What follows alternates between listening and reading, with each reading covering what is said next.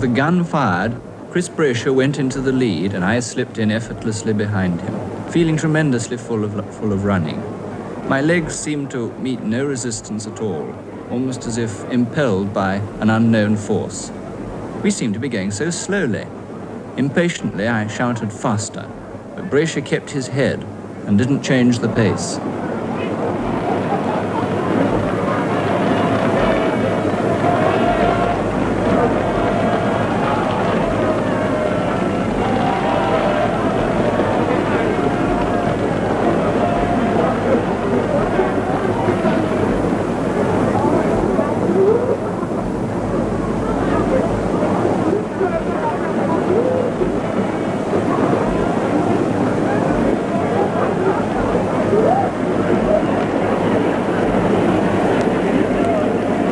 I went on worrying about the pace until I heard the first lap time of 57.5 seconds. In the excitement, my knowledge of pace had deserted me. Brasher could have run the first quarter in 55 seconds without my realizing it, because I felt so full of running. But I should have had to pay for it later. Instead, he had made success possible.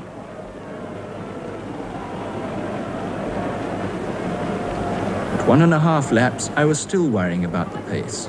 A voice shouting, "Relax," penetrated to me above the noise of the crowd. I learned afterwards it was Stamford's. Unconsciously, I obeyed. If the speed was wrong, it was too late to do anything about it, so why worry?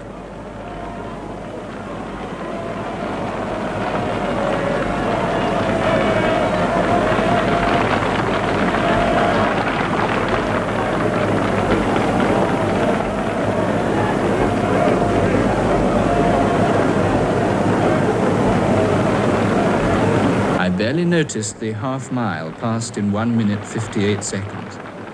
I was relaxing so much that my mind seemed almost detached from my body. It was incredible that we could run at this speed without strain. I was barely aware of the fact that Chris Chataway was now going into the lead.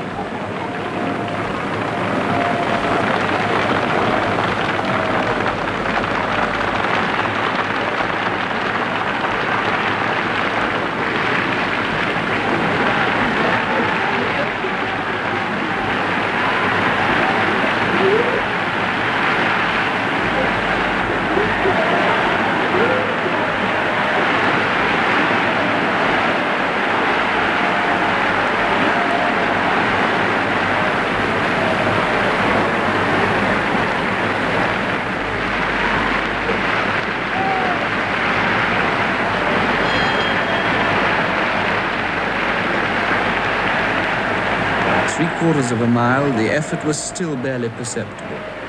The time was 3 minutes 0.7 seconds, and by now the crowd was roaring. A 4-minute mile was possible. Somehow, to do it, I had to run the last lap in 59 seconds. Chataway led round the next bend, and then I pounced past him at the beginning of the back straight, 300 yards from the finish. I had a moment of mixed joy and anguish when my mind took over. It raced well ahead of my body and drew me compellingly forward.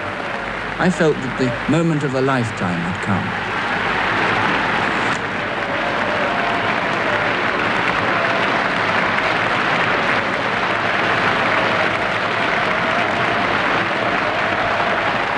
Those last few seconds seemed never-ending. A faint line of the finishing tape stood ahead as a haven of peace after the struggle. I leapt at the tape, like a man taking his last spring to save himself from the chasm that threatens to engulf him. My effort was over, and I collapsed almost unconscious with an arm on either side of me. It was only then that the real pain overtook me.